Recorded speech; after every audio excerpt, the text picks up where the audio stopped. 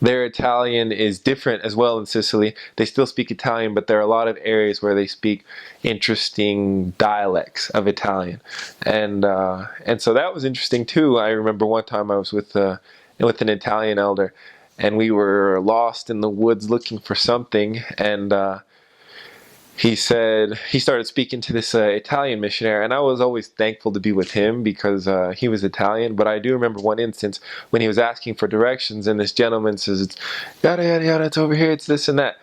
And he just says, "I don't understand what you're saying." And I thought that was so hilarious because he was Italian, and I had said that so many times in just learning Italian that it was nice to kind of see him say that and say, "Yeah, now you know how I feel." And but yeah, lots of dialect down there. Okay, so in Italian, the way that you learn it in a textbook in university or in Rome or Milan, to say something like, "I'd like to come to your house and talk to you," you'd say, "Mi piaceva passare dalla tua casa per parlare con voi." Mi piaceva passare da tua casa per parlare con voi. But in dialect, in Sicilian dialect, I think you'd say, mi piacesse passare a tua casa per parlare contigo. And so it's quite a bit different.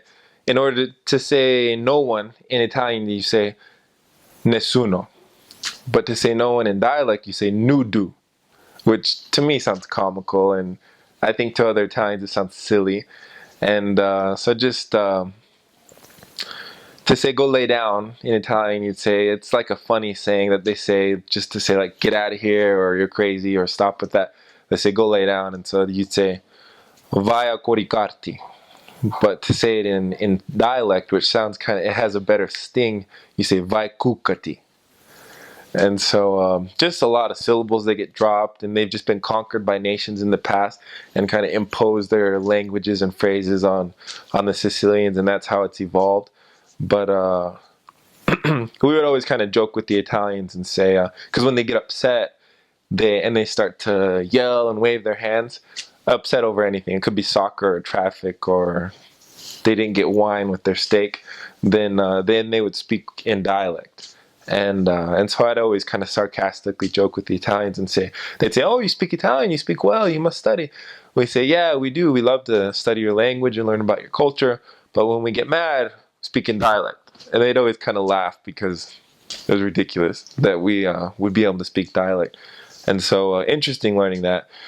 Yeah, we were encouraged not to study it, not to learn a whole lot, just because it's just, it doesn't sound very professional or dignified, but it's still a lot of fun to learn the little dialect phrases.